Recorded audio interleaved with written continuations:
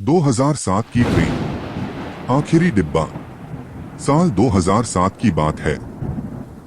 मैं ऑफिस के काम से उत्तर प्रदेश गया था। रात के करीब 11:45 हो रहे थे। मुझे बाराबंकी से लखनऊ जाना था और वही लोकल पैसेंजर ट्रेन प्लेटफॉर्म पर आकर रुकी। ट्रेन में ज्यादा भीड़ नहीं थी, सिर्फ कुछ यात्री और एक बूढ़ा चौकीदार था। मैं उस रात आखिरी डिब्बे में अकेला सफर कर रहा था। जल्दी लखनऊ पहुंचने की सोच से मैंने खाली डिब्बे में अपनी सीट ली और थोड़ी देर में आराम से सो गया। जैसे ही ट्रेन सफेदाबाद स्टेशन के पास पहुंची, डिब्बे का दरवाजा अचानक खुद ब खुद खुल गया। एक सर्द सी हवा अंदर आई और साथ में एक अजीब सी सड़ी हुई बदबू भी।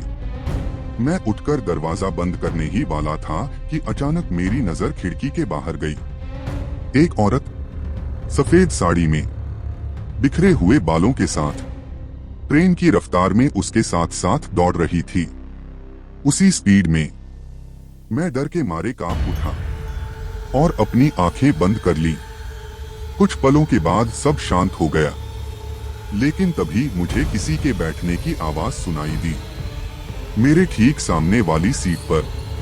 मैंने धीरे से आंखें खोली। कोई नहीं था, लेकिन सामने की सीट पर गीले बालों से पानी टपक रहा था।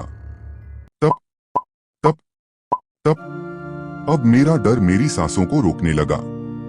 इसी बीच ट्रेन एक छोटे से स्टेशन पर रुकी। डिब्बे में वही बूढ़ा चौकीदार चढ़ा।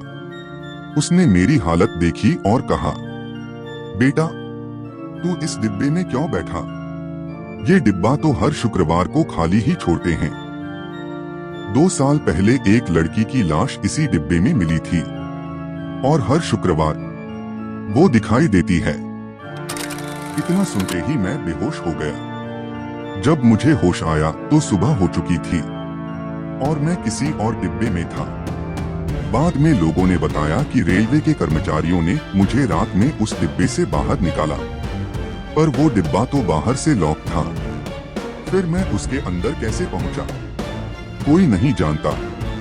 अगर आप इस रहस्य को जानना चाहते हैं तो चैनल को लाइक, कमेंट और सब्सक्राइब जरूर करें। विश्वपूर्ण 3419।